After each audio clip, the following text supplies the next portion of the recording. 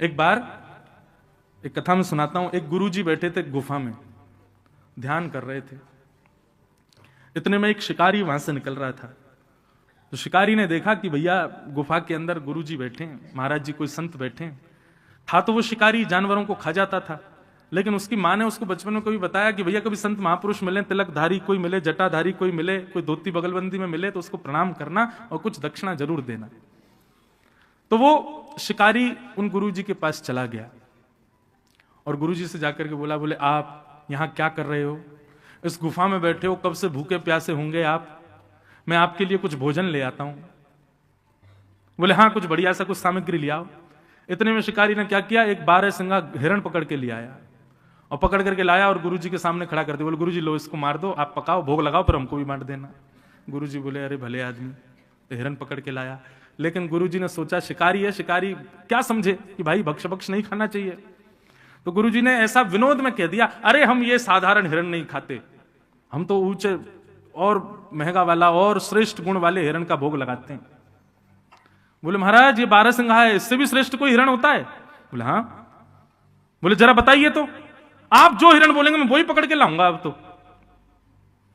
बोले अरे उस हिरण को पकड़ने के लिए तो पूरा संसार भाग रहा, कोई नहीं पकड़ पाया। बोले नहीं नहीं, मुझसे बड़ा शिकारी नहीं है जंगल में कोई, आप आज्ञा करिए, वो जैसा होगा जहां होगा पकड़ के लाऊंगा मैं उसको।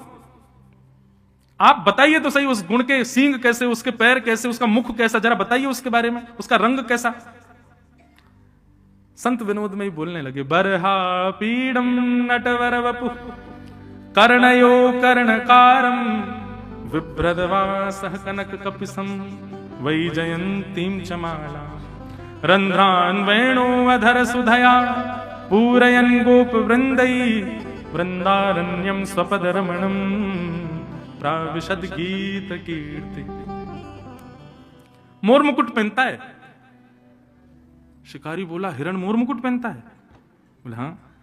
और कर्णयो कर्णकारम, उसके कान 2 हैं लेकिन कुंडल एक ही पहनता है, और कभी वो इस कान में पहन लेता है, कभी निकाल के इस कान में पहनता है। हमारे नाना जी इतना सुंदर वर्णन करते थे, बोले ठाकुर जी कुंडल कैसे पहनते हैं? तो जैसे ये पुष्प है ना, जैसे आप कभी ग्वारियाओं को देखोगे तो वो क्या करते हैं, इधर लगा लेते हैं ऐसे, इसको कर्ण फूल कहते हैं। यहाँ ऐसे धारण कर लेंगे, अगर लंबा हो पीछे से, तो ठाकुर जी क्या करते हैं, यहाँ पे पुष्प लगा लिया। अब लगाते लगाते चलेंगे, इतने में दूसरी तरफ चल रहा मधुमंगल बोले लाला महाकुंडल बढ़िया ना लग रहा और या बारे में लगा। सो ठाकुर जी इधर से पुष्प को उछालते हैं, उछाल करके इधर धारण कर लेते हैं। फिर यहां से श्रीदामा कहो ना लाला मां बढ़िया ना लग रहा यहीं पहन, तो फिर उछालते हैं, फिर यहां पहन लेते हैं। और ठाकुर जी ऐसे हाथ से निकाल के नहीं पहनते, ऐसे उछालते हैं कि वो कान के ऊपर ही आके लगता है।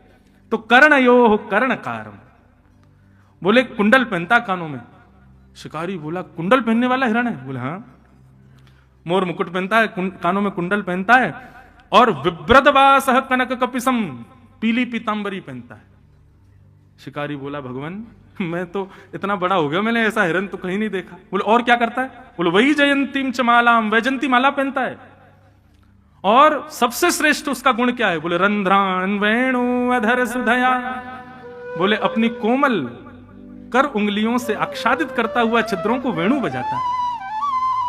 आहा, शिकारी तो भाव विभोर हो गया, बोले भगवान ये हिरण वेणु भी बजाता है? बोले हाँ। रंध्रान वेणु वधर सुदया पूरयन गोप वृंदई वृंदारण्यम स्वपदर्मणम प्राविशद गीत कीर्ति। एक मतवाली सी चाल चलता है, टेढ़ी चाल चलता है, एक पैर के आगे दूसरा पैर नहीं रखता, तिरछा चलता है, ऐसी बांकी अदा में रहता है। हम तो इस हिरण के उपासी हैं, ये मिलेगा तो इसका भोग लगाएंगे। शिकारी ने कहा गुरुजी मैं आपको वचन दे के जाता हूं, जब तक ये हिरण मुझको नहीं मिल जाएगा मैं भी भूखा रहूंगा। अब तो इसी हिरण को पकड़ के लाऊंगा, पहले आप भोग लगाना, फिर उसी का प्रसाद मुझको दे देना। अब गुरुजी तो अपने ध्यान में चले गए, बोले ठीक है जाओ जाओ, तो अपना शिकार करो। लेकिन वो शिकारी तो बड़ा सीरियस हो गया, वो तो निकल गया महाराज, एक एक गुण लिख लिया था उसने। अब वो ढूंढ रहा है। अब देखो गुरु की आज्ञा मान करके और वो सब गुण दे करके शिकारी भले ही शिकार की भावना से जा रहा है, लेकिन चिंतन तो ठाकुर जी का कर रहा है ना। सामने हिरण आ जाते हैं तो सोचता है नहीं नहीं ये नहीं है, मोर मुकुट वाला होगा, ऐसा होगा। 1 दिन बीत गए, 2 दिन बीत गए, 3 दिन बीत गए, 4 दिन बीत गए। भूख के कारण प्राण निकलने लगे उस शिकारी के, लेकिन सोचने लगा मेरे गुरुजी भी तो भूखे बैठे हैं, जब वो भूख सहन कर रहे हैं तो मैं क्यों नहीं करूं, अब तो इसी हिरण को पकड़ के ले जाऊंगा। इतनी व्याकुलता उसके तन में आ गई, शिथिल हो गया, गिरने लगा। ऐसी स्थिति आ गई, लेकिन सामान्य हिरण का शिकार नहीं कर रहा था। ठाकुर जी को उसका ये भाव प्रिय लग गया, और इतने में ही सघन कुंज में से पीतांबरी पहने, बाकी अदा से मोर मुकुट धारण किए, एक कुंडल गले में वैजंती माला, पीतांबरी आच्छादित है, सुंदर अधर पर वेणु धारण करके बाकी अदा से चलते हुए श्याम सुंदर जैसे सन्मुख आए उस शिकारी के। ठाकुर जी के रूप माधुरी को देख करके एक एक अंग को जब उसने देखा तो उसको याद आया, गुरु जी ने जो बताया था ये तो बिल्कुल वैसा ही है।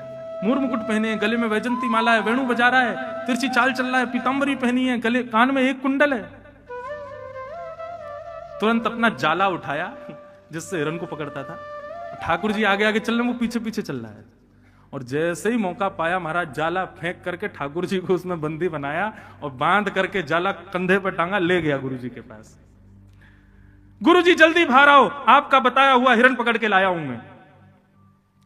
महाराज जी बोले ये और पता नहीं, अब पता नहीं कहां से कौन सा हिरण ले आया है। जैसे ही निकल करके गुफा से बाहर आए तो क्या देखा, शिकारी के कंधे के ऊपर बंसी बजा रहे ठाकुर जी बैठे हुए हैं। जैसे ये दृश्य देखा महाराज, देखते ही महाराज जी तो मूर्छित होकर गिर गए, होश में आए, जलवल डाला उसने शिकारी ने। बोले गुरुजी होश में आओ, गुरुजी होश में आए। बोले भैया कहां, गुरुजी वो हिरण लेके आऊं, बताओ कहां लगाऊं चूल्हा वूल्हा, इसको पकाएं बढ़िया। गुरुजी बोले भले आदमी, इनको छोड़ जल्दी। बोले गुरुजी भाग जाएगा, ये बहुत मुश्किल से मिला, मुझे 5 दिन लगे इसको पकड़ने में। तब गुरुदेव ने आज्ञा की। ठाकुर जी मंद मंद मुस्कुरा रहे थे। ऐसी गुरु की कृपा हुई कि एक शिकारी के हृदय पर शिकार की भावना से ठाकुर जी को ढूंढने गया और ठाकुर जी उसके वश में आ गए। तो हे नाथ, आपके नाम में इतनी सामर्थ्य है, आपकी लीला गुण में इतनी सामर्थ्य है कि एक स्वपच प्रजाति का व्यक्ति भी आपकी प्राप्ति कर पाएगा। इसलिए मुझे यही समझ आया कि सबसे श्रेष्ठ संसार में अगर कुछ है तो वो आपका नाम है भगवान। उस नाम के आश्रय में, कथा के आश्रय में कोई भी आ जाए उसको आप मिल ही जाते हो, उसको आपकी प्राप्ति हो ही जाती है। ऐसे नाम को हम बारंबार प्रणाम करते हैं।